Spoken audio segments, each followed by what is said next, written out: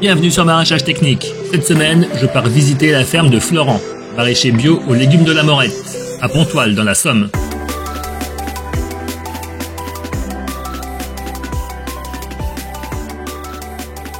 Bonjour Florent, merci de nous accueillir chez toi pour cette nouvelle visite de ferme Maraîchage Technique. Je m'appelle Florent Boulanger, maraîcher bio, depuis installé en 2011. Donc je suis hors cadre familial. Donc avant je travaillais en bureau d'études de conception, tout genre industriel on va dire, voilà. Mécanique, industriel, voilà. Donc rien à voir du tout, changement d'intérêt, démotivé par le boulot précédent. J'ai voulu redonner un peu de sens à ce que je faisais et puis voilà, du coup on a eu la possibilité de se rapprocher de la famille de mon épouse, donc avec le corps de ferme. Donc déjà on avait un point de chute. On a pu récupérer un hectare 70 de terre attenant au corps de ferme parce que mes beaux-parents étaient agriculteurs mais ils avaient arrêté bien des années avant. Donc ça a été quand même quelque chose d'assez facile, beaucoup plus facile que pour beaucoup de personnes hors cadre. Donc j'ai démissionné, j'ai plaqué mon boulot, on était dans la Marne, on avait acheté une maison, un bébé tout jeune, donc on a lâché. Mon épouse a démissionné aussi. Gros changement de vie. Tous les deux, on avait tous les deux un CDI, on a démissionné tous les deux. Je suis revenu par ici, donc j'étais chômeur, demandeur d'emploi. J'ai eu droit à financement de ma formation en BPREA au Paraclet. Donc tu as fait une formation au Paraclet que j'ai fait en distance, formation à distance avec Rennes Lheureux pour tout ce qui était maraîchage bio. Et en fait la formation en elle-même, bon, j'ai eu une approche d'agronomie, j'ai eu différentes choses. Après j'ai quand même fait un premier contact avec le milieu agricole. Parce que du coup, j'étais avec des adultes ou des jeunes adultes qui, pareil, en reconversion, c'était un BPREA, donc dans un CFPPA, voilà, dans un CFPPA, donc des gens qui avaient déjà bossé ailleurs, qui voulaient reprendre soit la ferme des parents, tout ça, donc des enfants d'agriculteurs conventionnels, on va dire. Et donc, premier contact, c'était toujours un peu de la raillerie par rapport à mon projet. Jardinage, tout ça, par rapport à l'échelle, par rapport au maraîchage bio, voilà. Donc voilà, ça m'a déjà mis un peu dans le compte. Ça m'a dit bon. Premier contact avec le milieu agricole. Voilà, mais c'était ça, voilà, c'était gentil, mais ça donnait une première idée de ce qu'allait être la suite, en fait, on va dire. Comme j'avais un niveau supérieur au bac, tout ce qui était français, il y a d'autres matières, SVT, tout ça que j'ai pas fait. Ça m'a libéré une journée par semaine, une journée que je peux passer en stage chez un maraîcher bio à 30 km d'ici en fait. Donc j'avais choisi le maraîcher parce qu'en fait il était en bordure de côte comme moi, à peu près le même on va dire climat, même terrain, pareil, limon, sableux, et puis même surface. En bio. En bio. Il avait 1,5 hectare, quelque chose comme ça aussi. Et donc c'est vraiment ça qui m'a permis de vraiment cerner le métier et de... Le stage. Ouais, le stage. La journée de stage sur toute l'année, c'est vraiment ça qui m'a... La formation en elle-même, c'était plutôt... ça me donne des notions quoi. Ça reste théorique. C'est théorique, c'est vraiment c'est succinct. C'est pas du terrain quoi. Donc vraiment le stage, ça a été vraiment le gros point fort de ma formation en BPREA. Et puis l'autre intérêt du BPREA, c'est quand même l'ouverture au droit, niveau bac agricole, et puis donc pouvoir avoir des JA et puis les pré-bonifiés, tout donc ça. Le parcours installation, le parcours installation classique, JA, jeune agriculteur. Voilà. On est à Pontoise, à côté du Crotoy en baie de Somme. À la base, la parcelle que j'exploitais tout seul, parce que je me suis installé en individuel, donc il y avait 1,70 hectare. J'ai pas tout cultivé du départ, hein. Je suis allé crescendo, parce qu'il n'y a pas de commercialisation, c'était vraiment une création d'exploitation, de ferme. En allant que j'étais un peu plus à l'aise avec les cultures, j'ai eu le bouche à oreille en fait, qui a fait qu'on a eu de plus en plus de clientèle. On a commencé directement avec 2 AMAP, qui se sont créés En fait, j'avais fait de la prospection avant. En fait. Avant de m'installer, j'avais fait de la prospection et j'avais demandé à Saint-Valery et à Rue.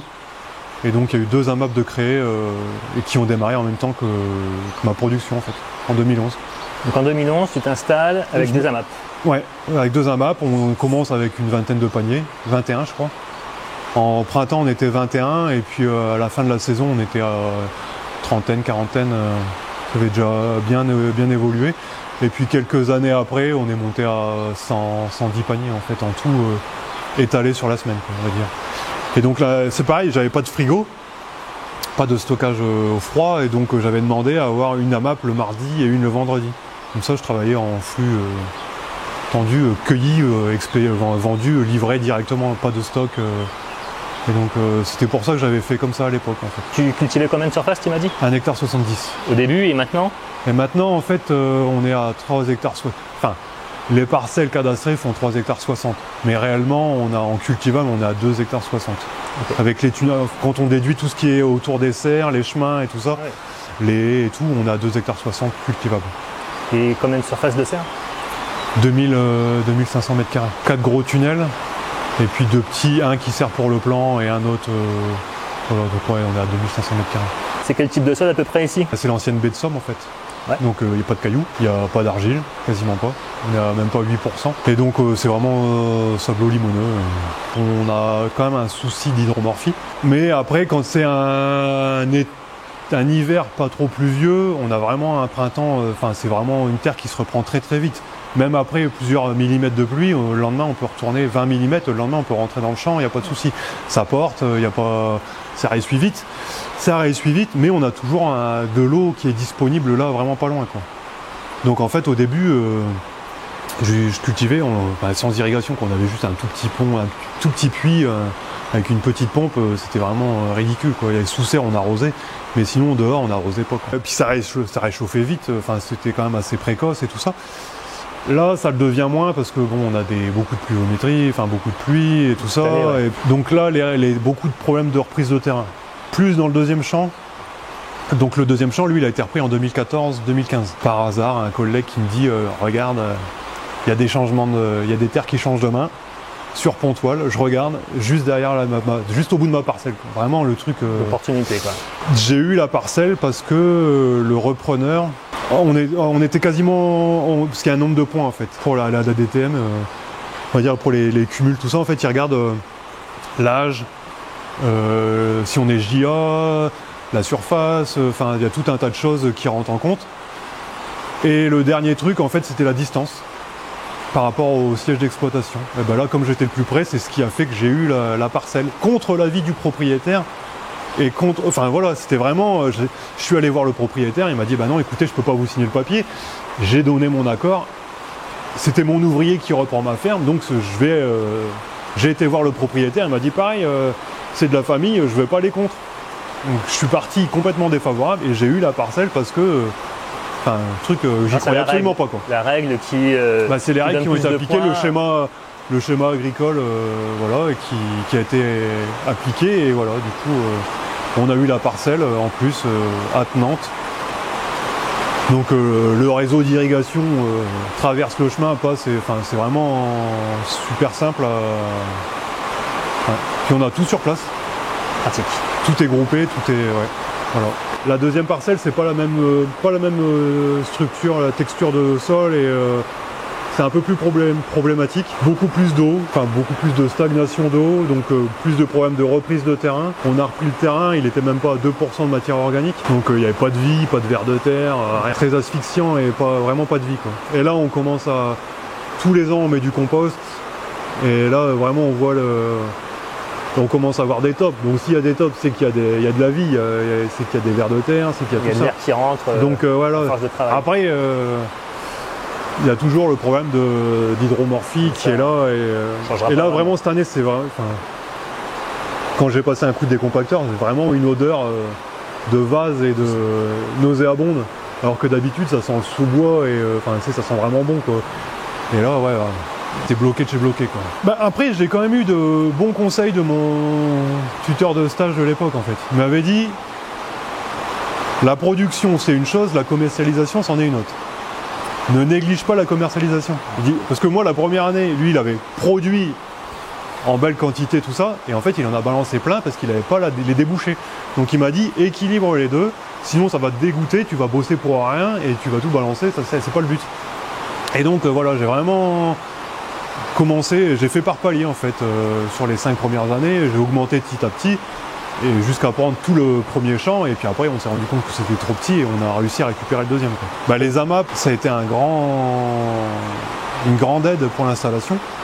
Déjà pour être pris au sérieux pour les commissions agricoles, pour avoir l'autorisation d'exploiter tout ça, leur montrer que j'avais des débouchés qui étaient garantis et tout ça, acheter à l'avance, enfin voilà, tout ça, plus la vente à la ferme.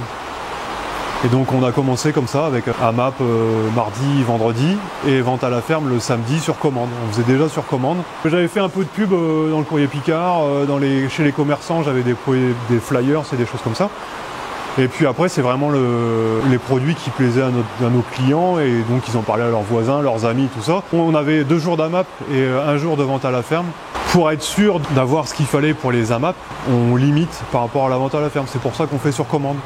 On envoie, à l'époque on envoyait juste un mail, on récupérait les mails de tout le monde, et puis on envoyait les mails en disant bon ben voilà, on a tant de ça, et puis après les gens nous envoyaient les réponses, et puis on cueillait ce qu'il y avait besoin. Comme ça, puis comme on n'avait pas de frigo, on pouvait pas cueillir et laisser perdre, parce que du samedi jusqu'au mardi, enfin une salade sans frigo, enfin ça aurait pas été gérable. Donc là en fait on cueillait vraiment que ce qu'il y avait besoin, donc pas de perte. Comme ça on a toujours pu honorer nos paniers AMAP. Et on a toujours préféré déshabiller la vente à la ferme pour honorer les paniers. Et on a toujours fait comme ça, et encore maintenant on fonctionne comme ça.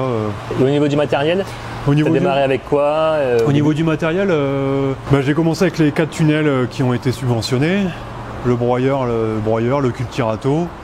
Après j'avais mon réseau d'irrigation qui était déjà créé dès le début, mais on avait la pompe qui ne correspondait pas en fait. On avait l'arrosage, le réseau aérien dans les tunnels, enfin voilà, tout ça c'était bouclé. Quelques asperceurs pour le plein champ. Un tracteur à 1500 balles, et puis voilà quoi. Des binettes, et après tout se faisait à la main, quoi. Au début, comme je cultivais pas beaucoup, j'avais pas besoin de beaucoup de mécanisation. Après, petit à petit, on a investi dans du matériel. Et ça a toujours été l'autofinancement en fait. On n'a jamais acheté de matériel neuf, quasiment. On a toujours acheté du matériel d'occasion, ou pas d'occasion, sur un tas de ferraille que j'ai retapé, bricolé, adapté, découpé pour rétrécir, enfin voilà, pour limiter l'impact de la mécanisation sur le revenu, et dans l'optique de toujours pouvoir faire de l'autofinancement, quoi. Pas être dépendant des banques. Le revenu, à l'époque, j'ai été quand même quelques années sans réellement tirer de salaire, quoi. Parce que tout était réinjecté dans la ferme, réinvesti, même si c'était pas des gros investissements. Mais alors après aussi, je prenais pas de salaire, parce qu'à l'époque, on employait des saisonniers.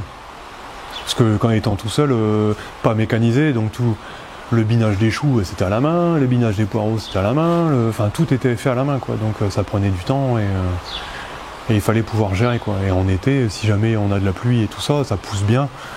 On n'a pas de poireaux, pas de choux, parce que tout est enherbé.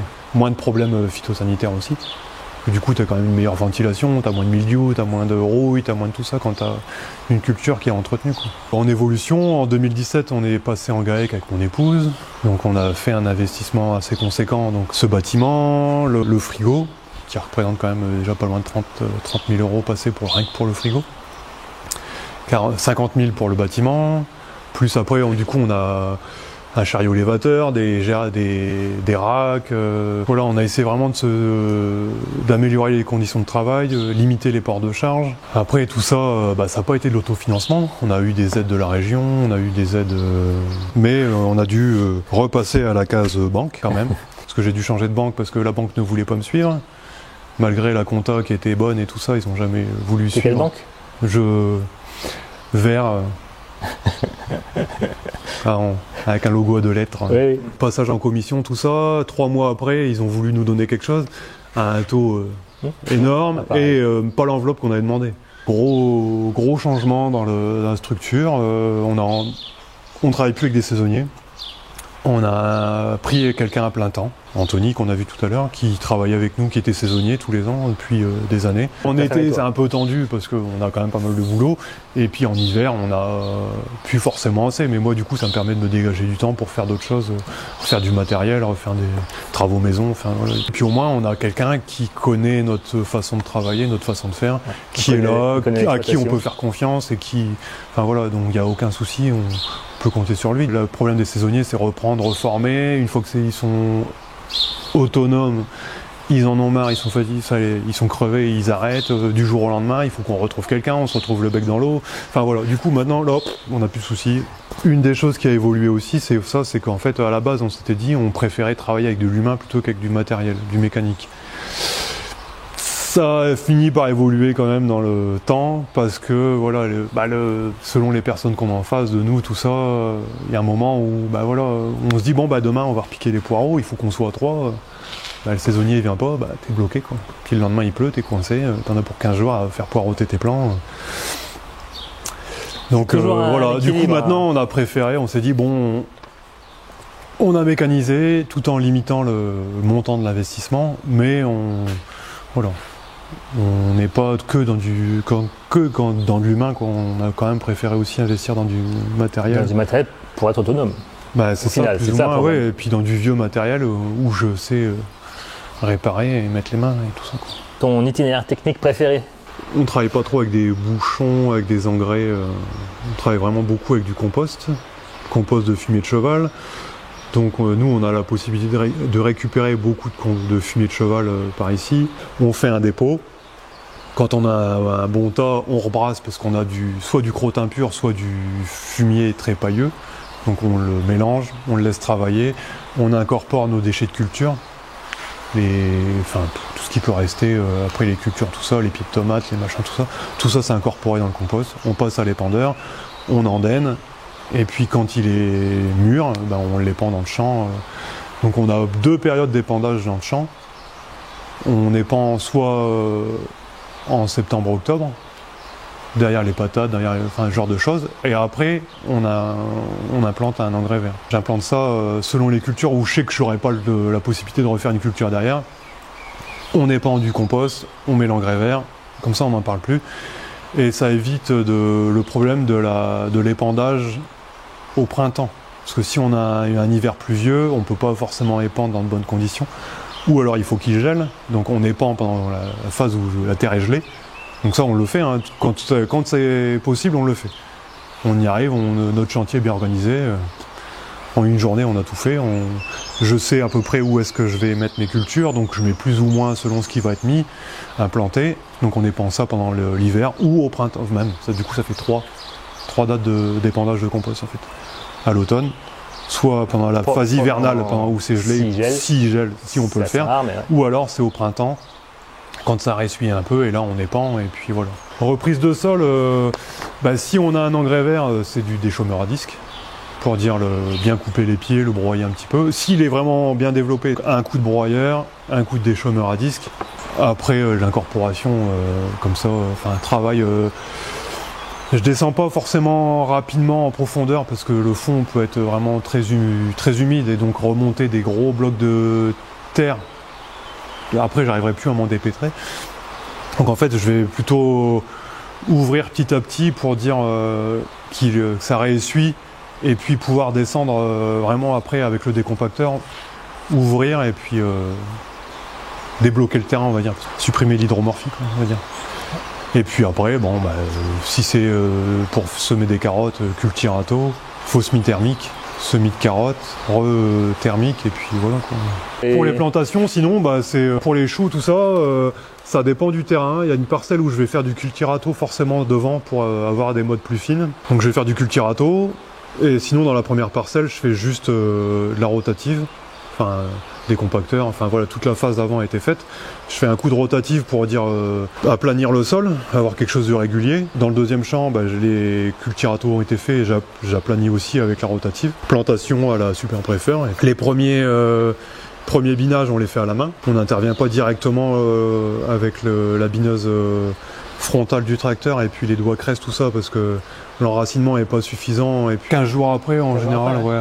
Ça, quand on commence à avoir une petite moquette verte, avec une petite binette, bah, c'est celle qu'on a faite pour les salades en fait. Une binette de ce type-là, comme ça en fait ça brasse pas trop la terre. Parce qu'une binette classique, on a tendance à brasser beaucoup la terre, et là du coup, voilà, ça permet de... Puis la lame est vraiment tranchante, c'est de la lame de scie à ruban en fait. On enlève les dents, c'est de l'acier super costaud. Et... Bah, je fais mes lames de pouce-pouce avec aussi. Binage à la main pour la première fois.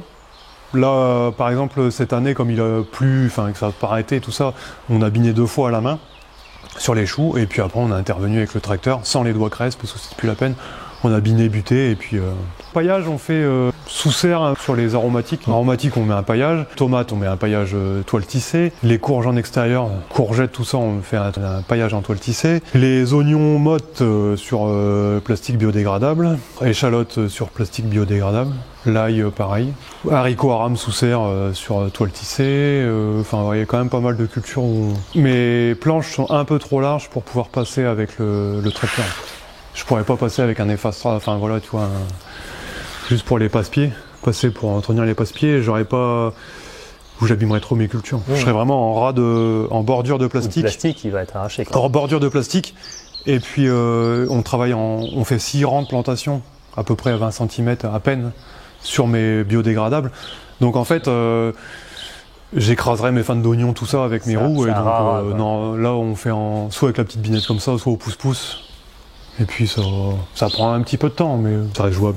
Irrigation, on est beaucoup en goutte à goutte. Tout ce qui est culture avec un paillage, en général sous serre, les tomates, tout ça, c'est en goutte à goutte. Les haricots à rame, c'est en goutte à goutte. Après, j'ai un système d'asperceurs de turbines dans les serres. Et du coup, des pendulaires, pendulaires, ouais. Donc toutes les serres, elles sont équipées, et puis voilà. Après, c'est au cas par cas. Je peux arroser toute la planche, juste la moitié de la serre.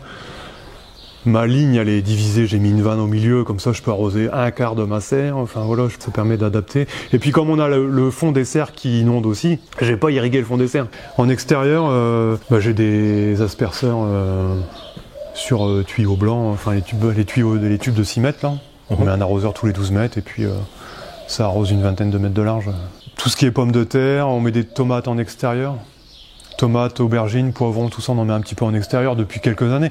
Donc tout ça on met en goutte à goutte. Donc pour les pommes de terre, on a un goutte à goutte entre 2 buts, avec une nourrice en tête de ligne, et puis on arrose, on alimente tout le carré comme ça.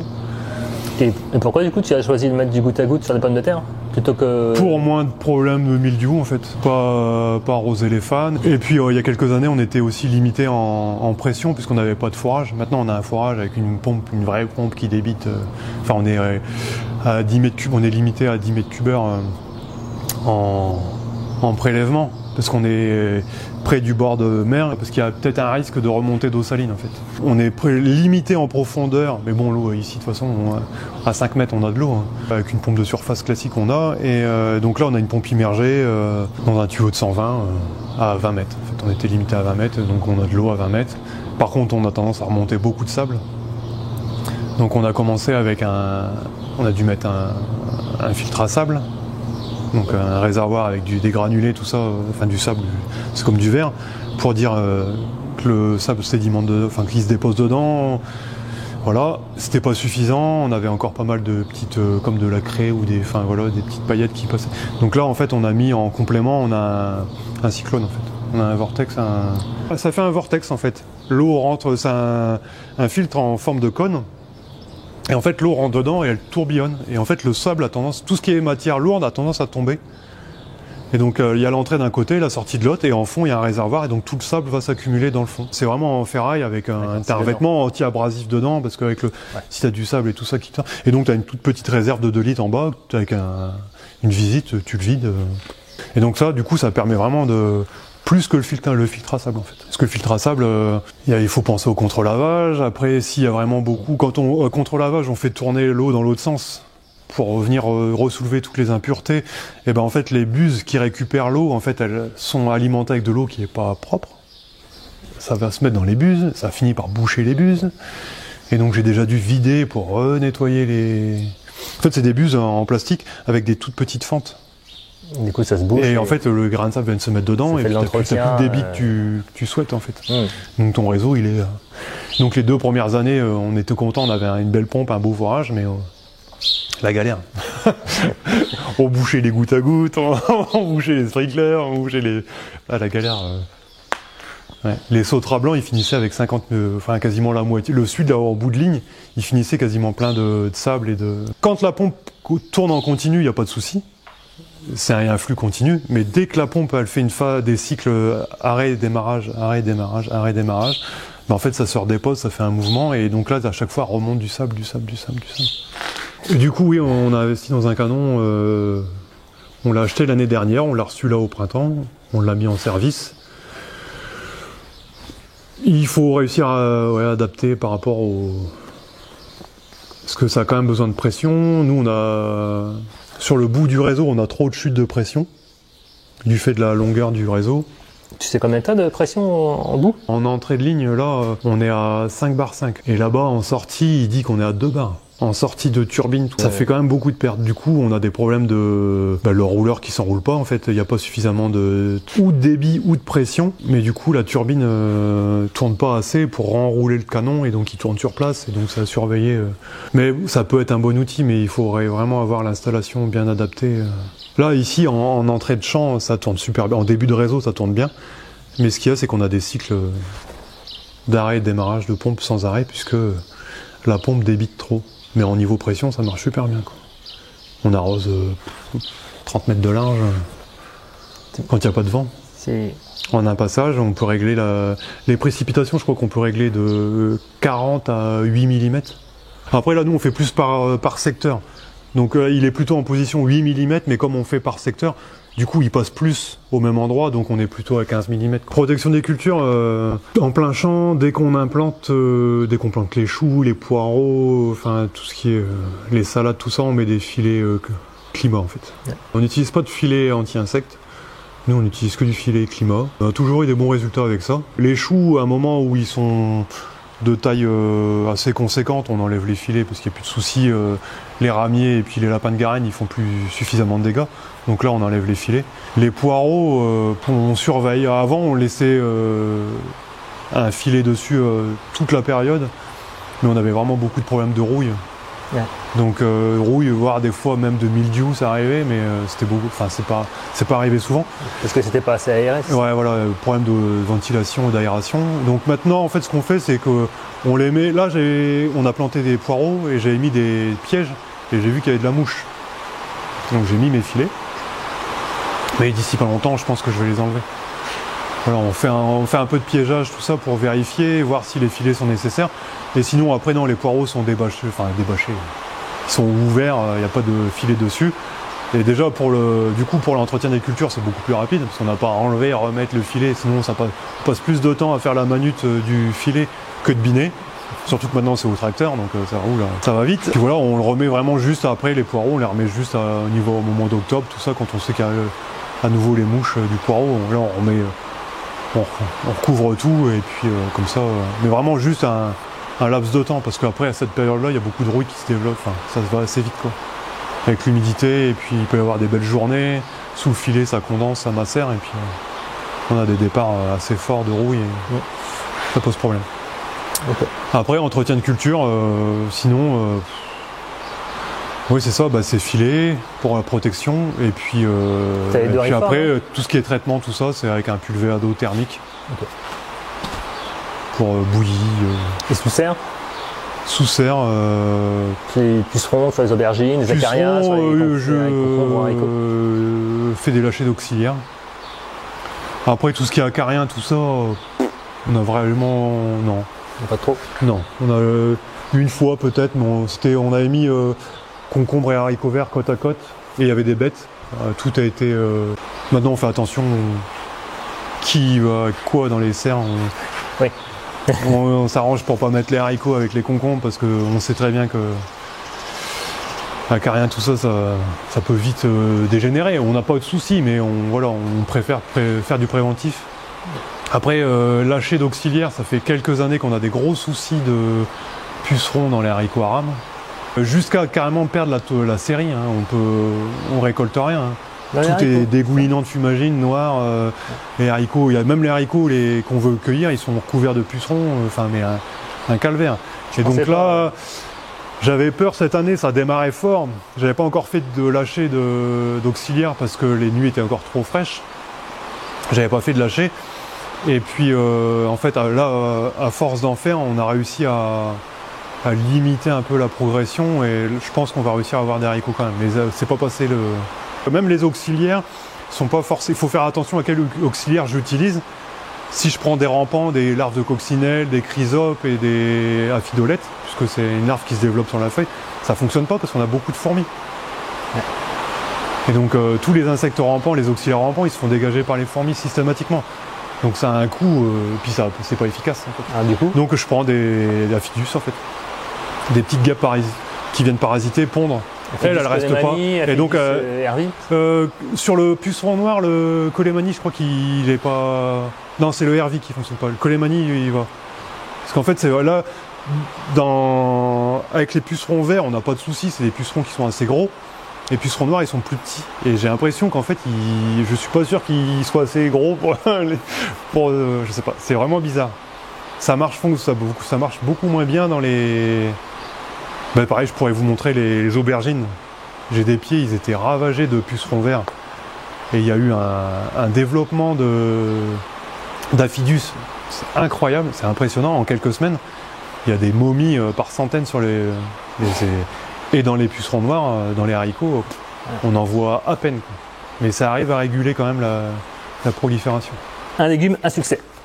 Bah là, on a fait des épinards, par exemple, on a voulu faire des épinards en semis en motte. On les a repiqués dehors.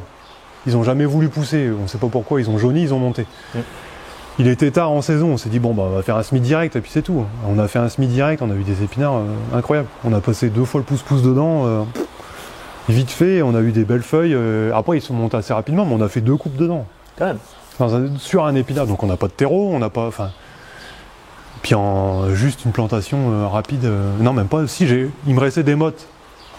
Donc je les ai plantés à côté. Parce qu'on avait fait un semis foireux. On s'était trompé de variété. On l'a planté quand même. Ça a quand même donné quelque chose.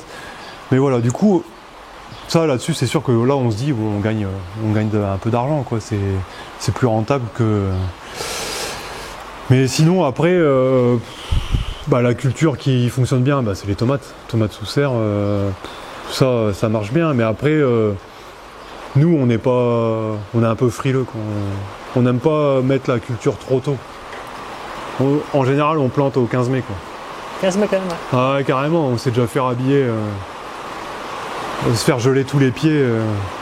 On avait planté au 15 avril. Tu mets des arceaux, des filets. Le jour où tu peux plus les mettre parce qu'ils sont trop grands, il faut que tu mettes tes ficelles.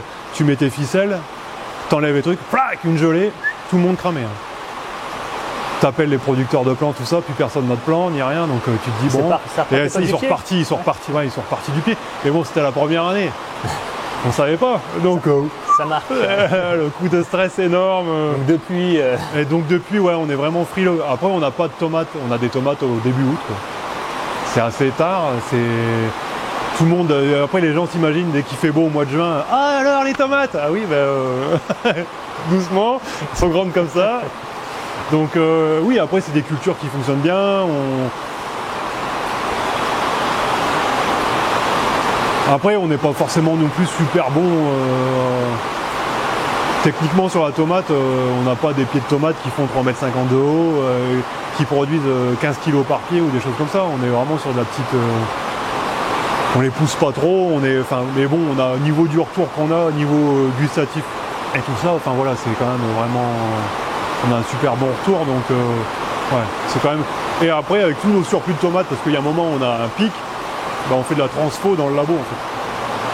Parce que, du coup, c'est une des grosses évolutions de la ferme aussi, c'est qu'on a un labo de transformation à la ferme.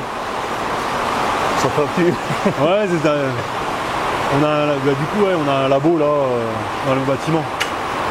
Vous avez fait votre propre labo, du coup, c'est ça? Ouais, je savais pas. Il y a quelques années, on a fait ça en 21. On a fait une cagnotte en ligne avec les clients et on a récolté 17 000 €. juste avec notre clientèle, nos amapiens, C'était chaud au cœur, ça va. sur un projet global de 60 000 euros peut-être. Après, on a eu des subventions, puis l'autofinancement sur le reste. Et donc en fait, on a un labo. C'était quoi l'idée? La part c'était pour. C'était transformer tous nos invendus, nos choses comme ça. Enfin voilà, tu vois, on a toujours un pic de tomates ou un truc. Donc là maintenant, on met des tomates dehors exprès pour dire être sûr d'avoir. Après, on fait de la soupe de courge, soupe poire aux pommes de terre, on fait de la confiture, on fait. Mais que des choses de chez nous. Et puis après, c'est. Enfin, il y en a qui seraient fous. Hein. Dire t'as un outil comme ça, tu l'amortis pas, c'est pas. Enfin tu vois, parce qu'il tourne 10 jours dans l'année quoi. Mais en fait on s'en fout, c'est pas le problème, il nous a pas coûté si cher que ça. Et ça nous permet d'étaler, de fidéliser la clientèle. Là on a des sauces tomates, on a de la confiture, on fait des cornichons au vinaigre, on fait de la choucroute, on fait. Enfin tu vois, on a un panel qui est un peu plus étendu. C'est pas mal de diversifier. Et puis ouais, diversifier, on fait un contrat supplémentaire à la MAP. Enfin, voilà. Et puis quasiment à chaque vente, on a au moins plus de 200 euros de produits transformés qui se vendent. Encore 200, c'est gentil. Il y a des fois, c'est énorme quand même. Donc, c'est quand même. C'est un bon supplément quoi. Ouais. C'est pareil, on l'a auto-construit aussi. Enfin, je l'ai auto-construit. Donc, ça permet de réduire le coût de. Puis là on est paré à toute éventualité de. On a fait un beau labo. Hein. Attends, là il flotte comme je sais pas quoi.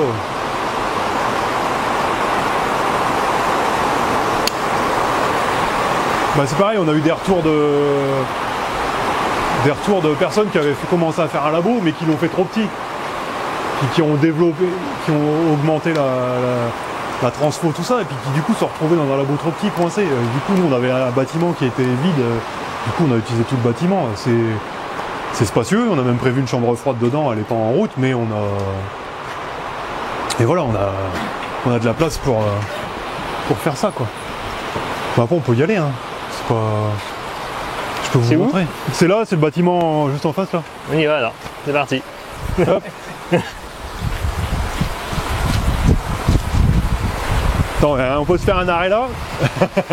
Hop. Bon appétit.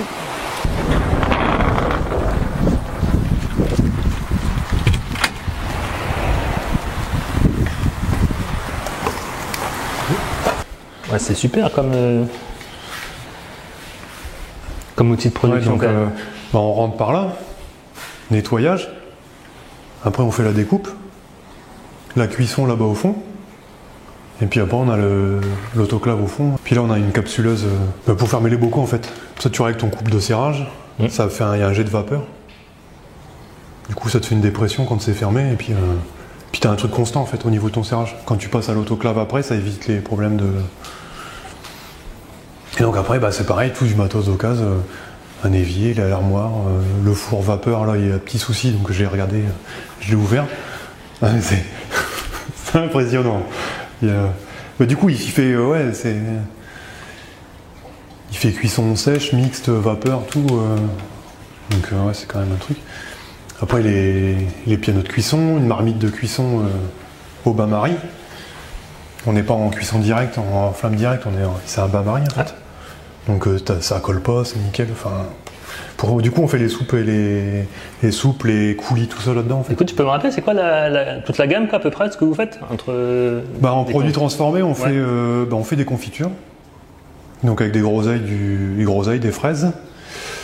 Après, on fait des compotes aussi, avec des pommiers, des pommes qu'on a dans nos pommiers. Pommes, on fait pommes, poire, pommes fraises. Parce qu'on a quelques poiriers, et puis voilà.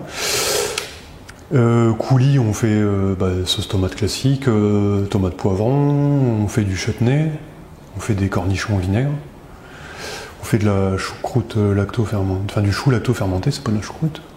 Après, des soupes à la tomate, poire aux pommes de terre, enfin les grands les grands classiques, quoi. Et tout ça, du coup, avec les légumes avec de les la produits, ferme, ouais, voilà. les Avec les surplus, produits, vous faites pas une culture spécialisée pour ça Ça, pour les tomates, si, quasiment, on fait des tomates dehors. Ok, les tomates extérieures, c'est plus pour la le transfo, ouais. C'est vraiment pour la transfo. Après, voilà, je pense qu'au niveau de la production, on a fait à peu près le tour, enfin, de la transfo. Et puis, l'intérêt, c'est de pouvoir...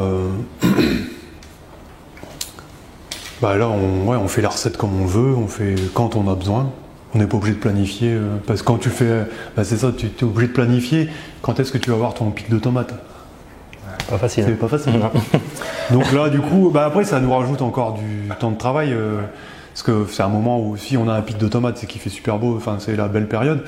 Et donc, en fait, il faut on laisse notre salarié Anthony tout seul au champ.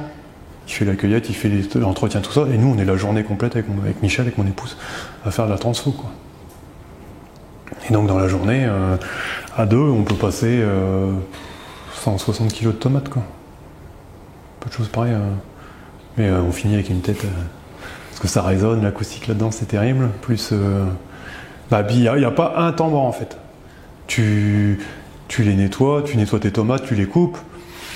On fait une pré-cuisson ici, dans la marmite. Après, on les sort ou dans une grosse marmite.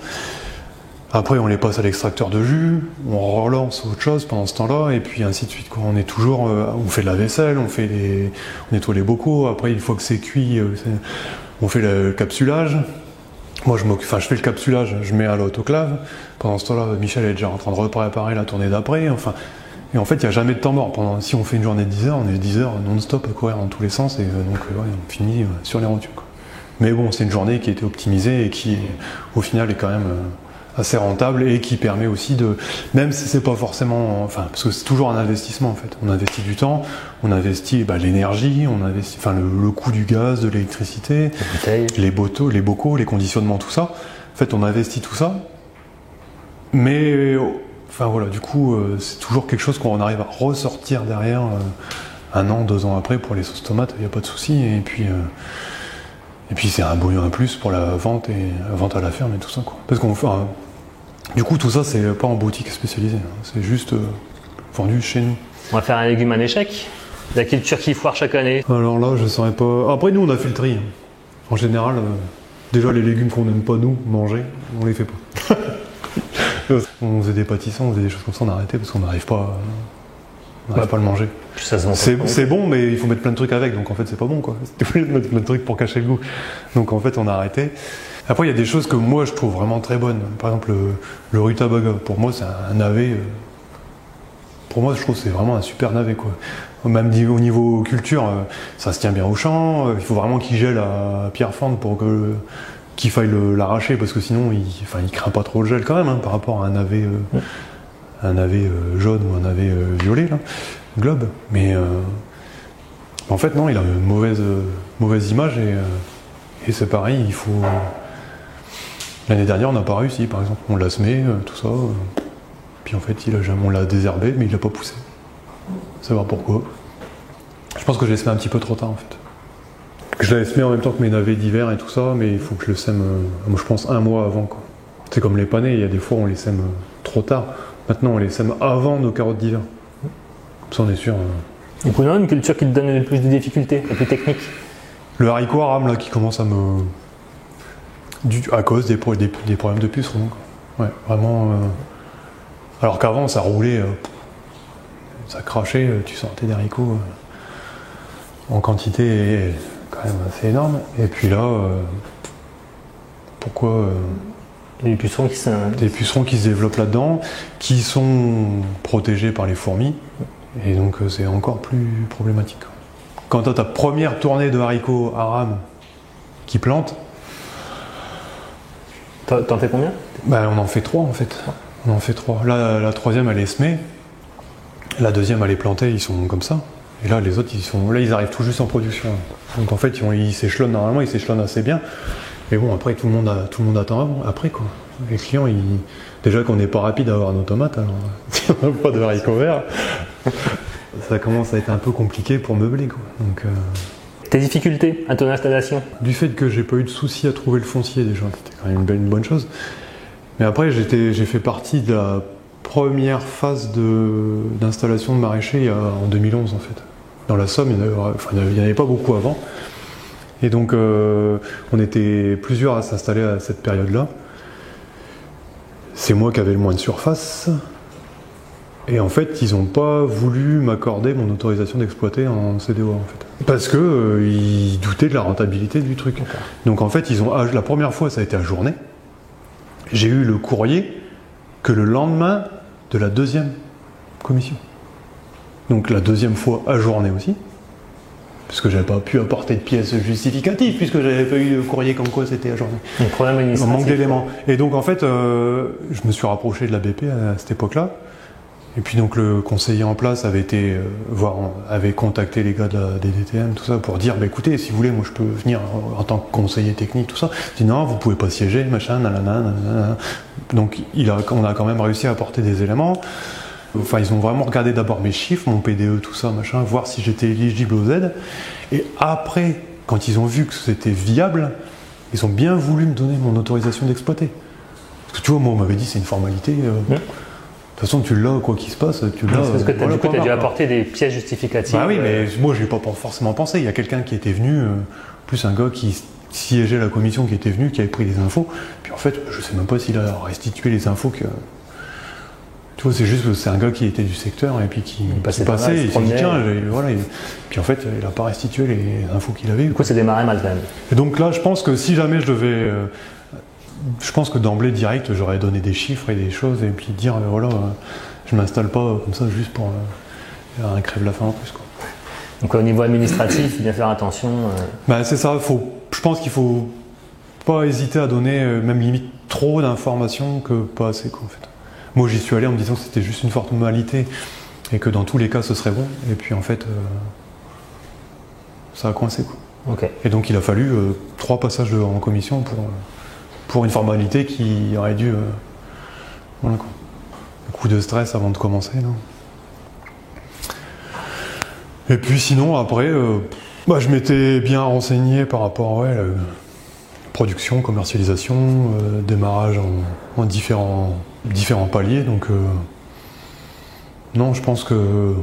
après, c'était les coups de fatigue le démarrage, d'avoir sous-estimé le temps de travail, d'avoir sous-estimé la difficulté, puis même du coup l'endurance physique, parce que du coup tout était fait à la main, binage, plantation, désherbage, récolte, enfin absolument tout. N'importe qui a toujours tendance à sous-estimer, sinon tu t'installes pas quoi. Surtout maraîcher. Mais c'est bien de le savoir quand même au début. Voilà, c'est ça. Pas sous-estimer la mécanisation quand même, ça a du bon. Après, il faut pas non plus à outrance, faut la gérer, faut être autonome en réparation, en entretien et tout ça. Et puis pas non plus partir dans des délires de coûts, des montants astronomiques. Là. Faut bien dimensionner. Comme les conseils donnés en chambre d'agriculture, quoi.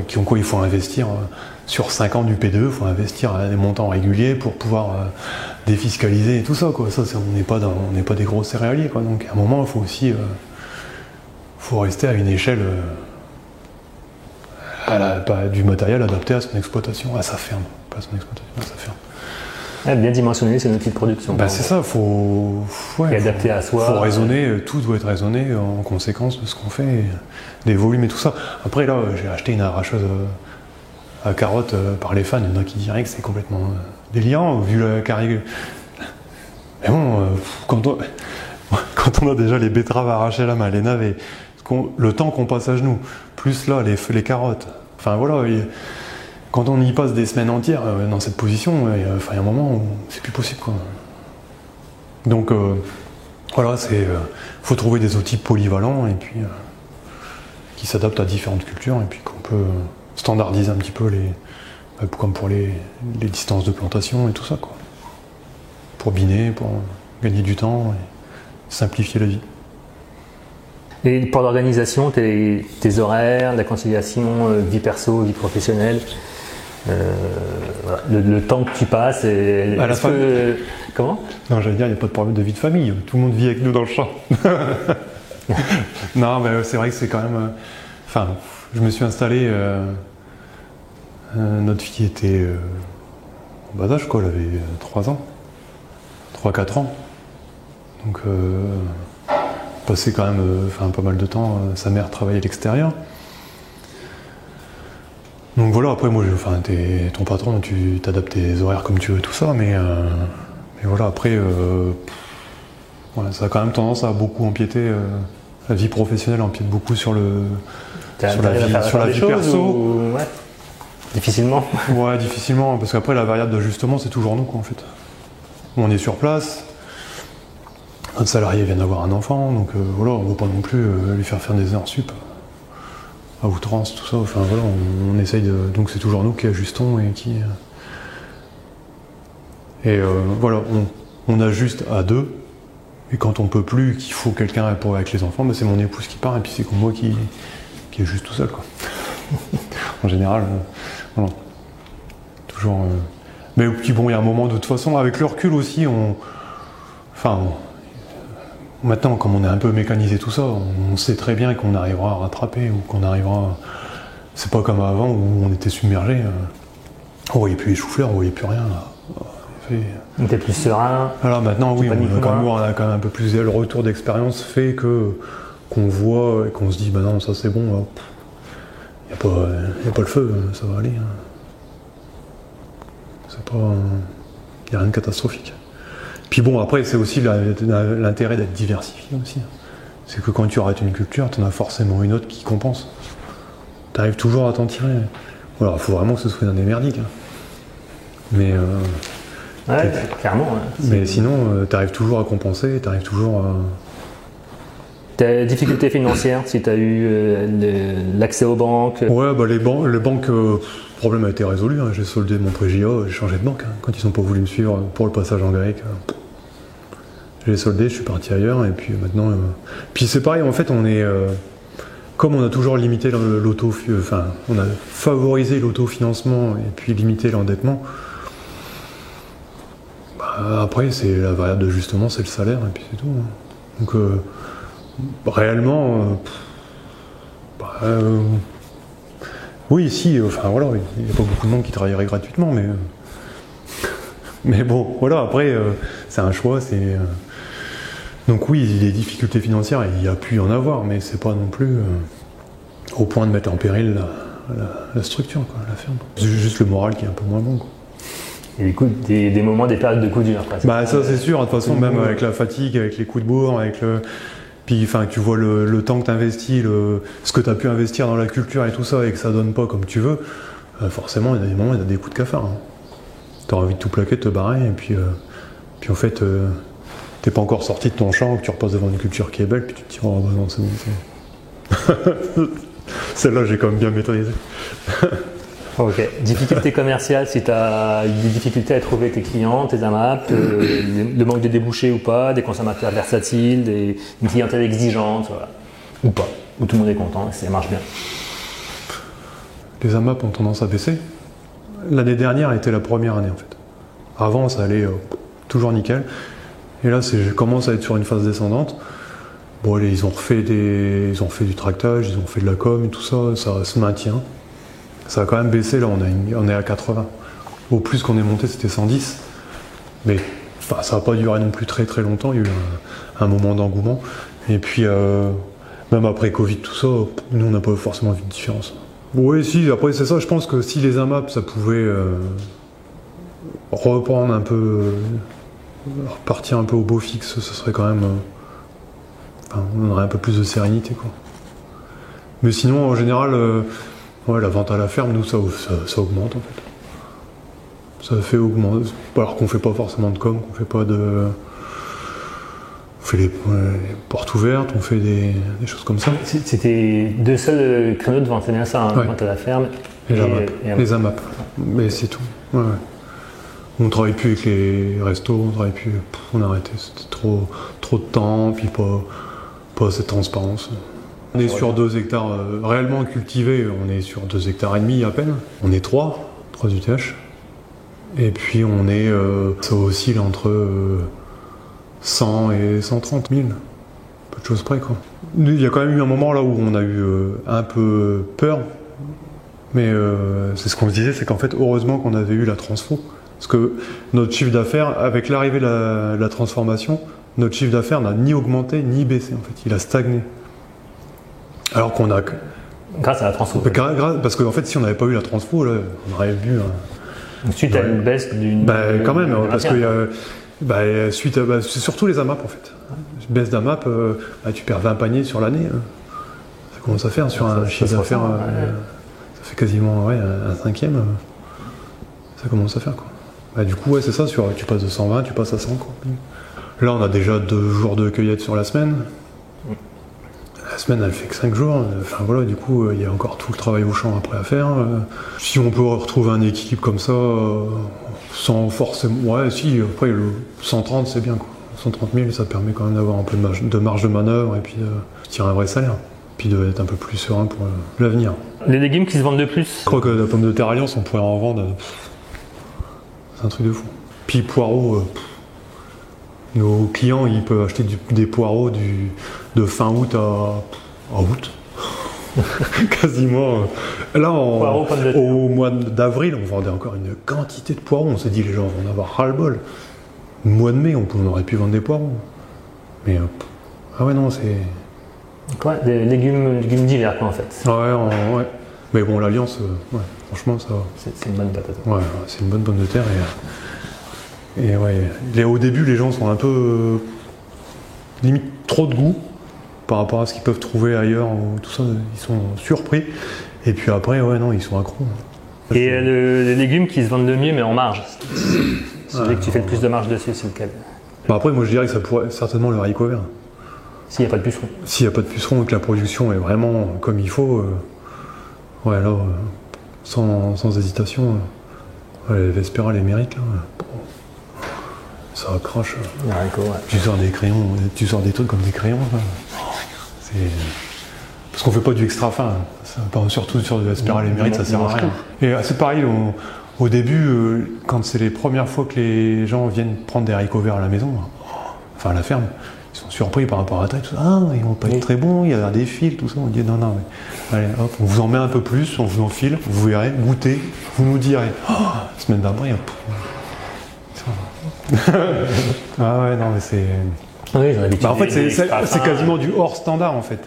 Tellement parce qu'on n'hésite pas, on a vraiment du beau haricot là.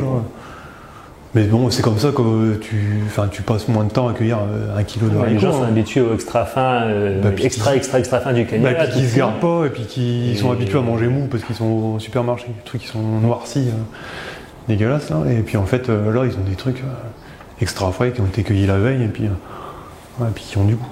Je pense que quand ça marche bien, le haricot vert, c'est même par rapport aux tomates, tout ça, tu passes beaucoup moins de temps en entretien et t'as pas de taillage, pas de tutorage, pas de... Après la plantation, il n'y a que la récolte qui est longue, mais si c'est ça, et encore... T'as fait les tomates, avant de récolter, il y a du boulot avant. Bah ouais, c'est ça. Nous, on fait notre plan de tomates, on fait tout ça, donc on fait le plan, donc... J'ai vu, du coup, vous faites tout votre plan vous-même, quasiment? Non, il y a une partie des plants de poireaux maintenant qu'on fait plus, avant on faisait tout. Et puis, parce qu'on a trop de soucis de fil, enfin, des plants vraiment trop petits. Donc, pas assez réguliers. Et puis, les premiers étaient beaux, et puis après, c'était donc, c'est trop galère. Et puis, les salades aromatiques, on fait pas. Sinon. Les salades, ok. Ouais, c'est trop régulier, trop chiant, les variétés qui changent en allant. Okay. Là, le producteur de plants, t'as toujours des salades qui sont nickel. Adapté à la saison, à la période et tout. C'est quand même une sacrée quantité de variétés sur la saison. Ouais. Et puis voilà, du coup, après là on prend un peu de plan greffé en tomates, un petit peu, on a mis de la cœur de bœuf en greffé, aubergine greffée. Sinon tout le reste... C'est du plan maison. Ouais. Et donc tes semences, t'achètes chez qui en priorité? Tes fournisseurs? Quand je peux trouver, je suis directement chez le semencier. Et sinon, c'est Béjot. Béjot pour une bonne partie quand même. Tout ce qui est chou, tout ça, c'est quand même, pour moi, c'est une des références. Et pour les choux, Béjot. Oignon, Béjot en chou. Le plus gros, c'est Béjot. Après, sinon, je travaille avec SM Bio pour tout ce qui est population, tout ça en fait. Les radis, les navets, tout ça, je travaille avec SM Bio, les courges. Et puis après, sinon, quand je suis dans du F1, tout ça, c'est avec Volt en fait. Puisque du coup, ils ont quand même des emballages, des quantités qui sont adaptées aux maraîchers. Quoi. Parce que des fois chez Béjo, tu vas te retrouver avec des sachets de 10 000 fenouilles. Bon. Ouais, et puis ça se garde pas forcément. Bah non, longtemps, c'est ça. hein. Bon, après, en fenouil, c'est 2500, le plus petit qu'ils aient. Mais tu arrives à tenir 3 ans. Et tu as encore une bonne germination derrière. Ça va. Puis Gauthier avant, mais maintenant, Ouais, moins. c'est bien aussi. Ouais, je fais moins. Ok. Après, sinon, à chaque fois, tu as des frais de port. Pour pas grand chose. Du coup, en fait, tu arrives à retrouver les semences Gauthier chez Symbio ou chez Volt. Donc voilà, j'essaye d'être. Bon. De toute façon, c'est le nerf de la guerre, donc fais attention à ses dépenses, quoi. Les mêmes variétés entre chez Volt et chez Béjo, t'es quasiment à moitié de plus chez Volt que chez. Tu l'as à 34 € chez Béjo, tu l'as à 54 chez Volt. Selon toi, quelles sont les 3 erreurs majeures à éviter au démarrage, quoi? Si tu as les 3 essentiels qu'il ne faut pas faire, ça serait quoi? Selon la mécanisation, tout ça, c'est pas sous-estimer le temps de travail, en fait. La pénibilité, le temps de travail, tout ça. Ça, pour moi, c'est l'un des gros points où on part. De toute façon, on voit que le bon côté des choses. Donc oui, c'est vrai, un peu. Ouais, c'est ça, c'est idéalisé. Ouais, on idéalise ce sont d'autres projets, on le porte à bout de bras, et puis des fois, là, on se prend une claque, et puis on s'effondre, burn-out, et puis machin. Ça peut aller vite. Parce que les résultats sont pas aux attentes, ça correspond pas aux attentes qu'on s'était fixées. Après, qu'est-ce qu'on peut avoir d'autre? Je pense qu'il faut être assez souple, de toute façon. Faut pas être figé, faut pas partir en se disant c'est comme ça que je vais faire, c'est comme ça que je dois faire. De toute façon, on n'a pas la science infuse, le terrain, c'est le terrain. D'une parcelle à une autre, ce sera pas la même réalité, ce sera pas les mêmes choses. Il y a des variétés sur un catalogue, ça peut paraître tout beau, tout rose, sauf que, en fait, les tomates, elles sont magnifiques, elles se tiennent bien, tout ça, ouais, sauf que c'est pas des tomates, ça se mange, ça croque comme une pomme, quoi, en fait. Donc en fait, il y a tout un temps de... Ouais, où il faut chercher, tâtonner, on y va un peu à tâtons, on voit ce qui marche pas, et puis de toute façon, ouais, c'est ça, il n'y a rien de sûr. Puis il faut se remettre en question, faut s'adapter.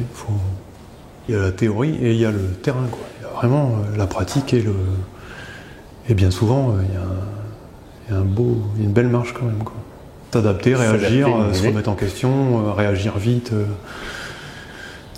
Reste optimiste, c'est bien. Il faut, après 3, je pense, le 3e, ça pourrait être adapter sa commercialisation à sa production. Que ce soit en volume, par exemple, avoir suffisamment de débouchés pour ta production, mais aussi avoir... Vaut mieux avoir un beau marché que 3 marchés qui ne marchent pas, quoi, qui ne fonctionnent pas. Parce qu'en fait, sinon, après, tu n'as plus le temps de produire, tu n'as plus le temps d'entretenir tes cultures, de semer, voilà. Et donc, tu es bien content, tu passes du temps sur tes marchés, mais au final, tu n'as plus rien à vendre, quoi, parce que... Tu délaisses tes champs pour ta commercialisation et c'est pas, dans le temps c'est pas viable. Ou alors après tu t'engages dans de l'achat-revente et puis après t'es plus maraîcher, quoi. Tu fais du commerce. Donc oui, c'était le conseil qu'on t'avait donné, c'est ça? Ouais, vraiment toujours bien adapter les deux, que ce soit et pas non plus. Ça, faut avoir un ratio entre les deux qui soit équilibré et qui te permette quand même de bien mener tes cultures de front et surtout si tu commences tout seul, quoi. Après. Petit à petit, avec le temps, tu peux avoir un salarié, tu peux avoir quelqu'un qui t'aide à faire les marchés, tout ça, mais faut pas oublier que pour les vendre, il faut les produire, hein, les légumes. Les investissements essentiels. Une chambre froide, nous on a commencé sans, c'est quand même assez compliqué. Donc je pense que même sans forcément avoir quelque chose d'énorme, mais déjà avoir un lieu de stockage au frais, ça peut être pas mal. Bon, après, tracteur, si c'est bien, mais il faut pas non plus. 50 chevaux, c'est largement suffisant. Mais après, il faut trouver quelque chose qui soit polyvalent, quoi, qui peut et travailler le terrain, et faire la plantation, et biner, donc faut pas avoir un truc avec des roues comme ça, faut avoir une boîte de vitesse rampante, il y a quand même pas mal de... Mais oui, après, ça peut... Moi j'ai commencé avec un tracteur à 1500 balles, il a fait 4-5 ans. Hein. Puis après je me suis rendu compte qu'il n'était pas forcément adapté, pas le plus adapté, et puis j'en ai racheté un 5000. Et puis voilà. Mais c'est le Zetor que j'ai toujours, hein, avec la bineuse frontale et tout ça. Après on adapte, on fait évoluer le matériel. Et puis... Mais je pense que c'est pareil, de toute façon il ne faut pas vouloir partir avec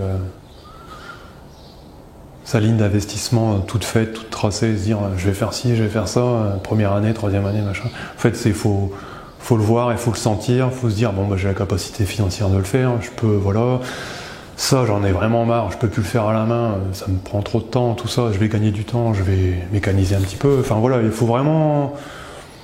Je pense qu'il faut, c'est ça, toujours s'adapter.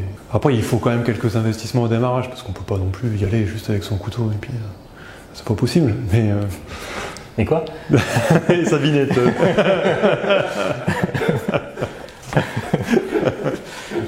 Et puis ouais, je pense qu'il faut...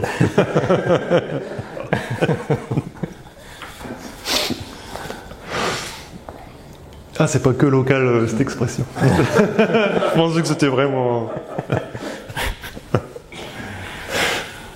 Les 3 points clés à faire attention dans une culture. Je pense qu'il y a déjà un des trucs, c'est le travail du sol, si on fait du travail du sol. Hein. Moi je sais qu'en fait, il faut forcément que je fasse du décompactage. Parce que du coup avec l'hydromorphie, ça a vraiment tendance à se tasser, et si j'implante des bêtes ou je sais pas quoi, je vais les voir, elles vont jaunir, elles vont pas pousser, ça va végéter quoi. Souvent de là en fait vient d'autres problèmes. Si la plante elle stresse, qu'elle pousse pas bien, tout ça, tu vas avoir des pucerons, tu as toute une... Donc ouais, pour moi c'est le travail du sol qui est quand même assez important. Ça sert à rien non plus de vouloir faire de la cendre, de travailler, d'affiner à mort, il faut que ce soit adapté à ce que tu vas implanter. Ici l'eau c'est pas forcément un gros problème, donc l'irrigation pour moi c'est pas forcément non plus... Pendant des années on a planté des salades, on n'a jamais arrosé. Hein. On faisait des salades, tout le cycle de salade, elles n'ont jamais vu d'eau, hein, jamais d'irrigation. Puis ça allait, hein. Elles avaient un enracinement, c'était assez phénoménal.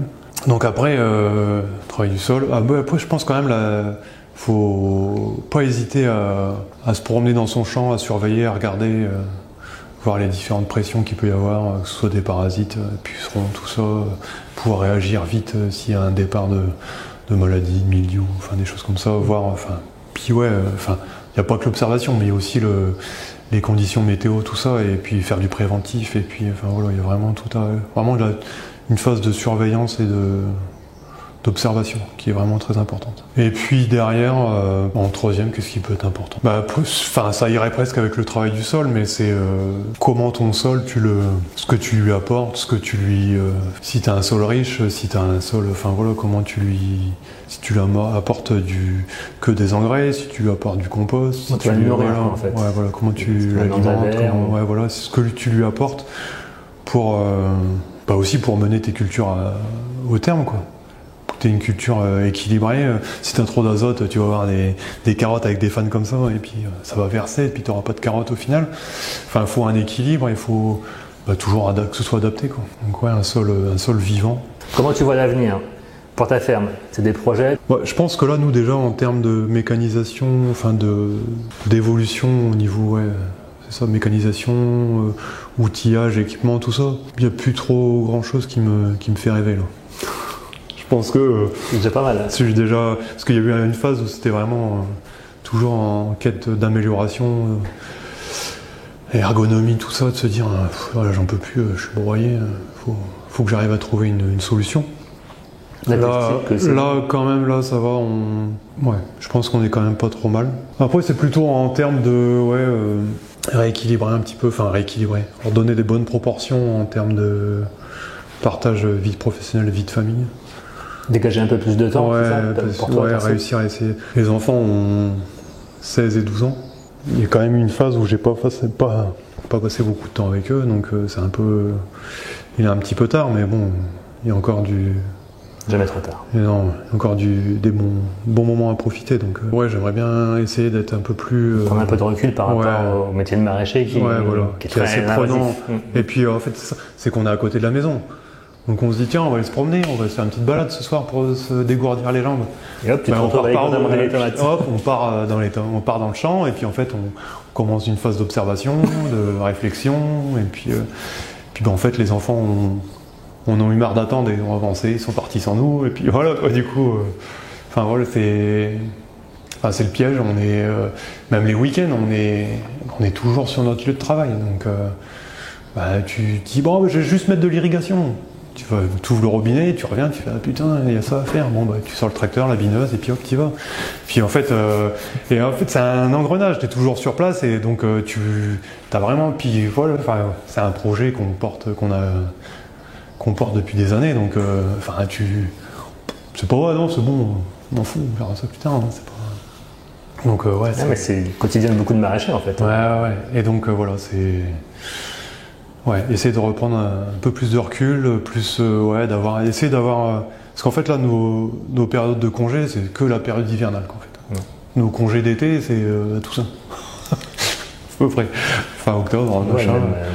C'est ça. Alors en fait, nos premiers congés, on les prend là, quoi. On prend mi-octobre, début novembre, ça dépend quand est-ce que ça tombe selon les zones. C'est voilà. Et après, c'est Noël. Et puis après, c'est en mars. On arrive à prendre 5 semaines, mais c'est pendant cette période-là. Et donc on aimerait bien quand même pouvoir réussir à prendre un peu de temps dans l'été avec les enfants, partir. Et la toute dernière question, du coup, la même, comment tu vois l'avenir, plutôt d'un point de vue plus général, c'est le contexte a changé par rapport à l'époque où tu as démarré. Ouais. Nous, quand j'ai démarré, la bio c'était. Je sais pas comment dire. C'était pas encore très très répandu. Hein. Puis par ici. Encore moins. On est exilé là. Le maraîcher suivant, il a 30 bornes. Alors quoi qu'il y a Antoine qui est pas très loin. Mais du coup,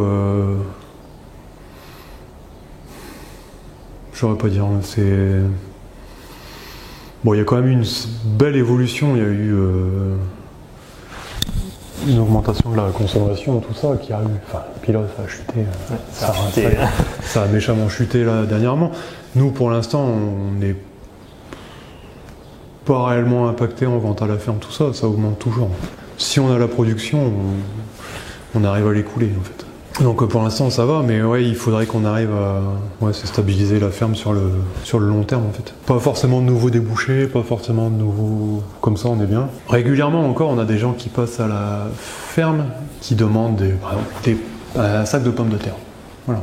Ils sont chez un maraîcher, ils s'attendent à avoir un tarif qui corresponde au gros patatier du coin, là, 8 € les 25 kilos. On lui dit le prix. Ah ouais, mais ça c'est que pour 10 kilos. Il est prêt à faire une syncope, tout ça. Il y a une manifestation, ça va pas les déranger de se prendre une boisson ou de se payer une bière en terrasse à 5 €, je sais pas combien. Et puis d'acheter un kilo de patates à 1,80, par contre, ça leur fait comme ça. Donc. Je pense que. Il y a un décalage, quoi. Il y a un réel décalage, en fait. L'alimentation, pour moi, c'est pas une variable d'ajustement. Chez nous, dans notre famille, c'est le plus gros. On regarde pas ce qu'on mange, quoi. On achète de la qualité, on se fait plaisir. Voilà, du coup, je me dis, il y a encore un problème d'éducation et de sensibilisation des gens. Puis on peut pas. Chaque producteur ne peut pas avoir le même prix. C'est pas possible. Quelqu'un qui en fait en grosse quantité et qui met jamais les mains. Et quelqu'un qui a 4 pattes, les mains dans la terre, en train de travailler pour le cultiver, ils peuvent pas avoir le même prix de vente, quoi. C'est pas possible. Il y a encore du chemin à faire pour que les gens se rendent compte que d'aller aussi acheter chez le maraîcher, c'est pas juste anodin, quoi. C'est aussi faire vivre des gens sur le territoire. Nous, c'est une petite structure, mais on a un salarié, on est quand même 3 à vivre de la ferme. Même sur un produit bio, on peut pas forcément une carotte bio qui a été faite chez un type qui a 50 hectares, que tout est mécanisé, le prix de revient n'est pas le même, le prix de vente est pas, c'est pas possible. Peut-être que lui, il en vivra s'il vend ses carottes à 1,20 €. Nous, c'est pas possible, quoi. Mais bon, on a quand même une bonne partie de la clientèle, de notre clientèle, qui est, qui sont sensibilisés à tout ça, il y a une relation de confiance, ils viennent là aussi parce qu'ils connaissent, parce qu'ils savent que ce qu'ils vont manger, ce sera de qualité, et puis que ce sera sain, et qu'il n'y aura pas de soucis, et qui, de toute façon, remettent jamais le prix en question, parce qu'ils savent très bien que si on avait fait à ce prix-là, c'est que c'est justifié, quoi. Et voilà, Nicolas, ce sera le mot de la fin. Merci à toi pour avoir passé du temps à nous montrer ta ferme, comment tu travailles. C'était super intéressant.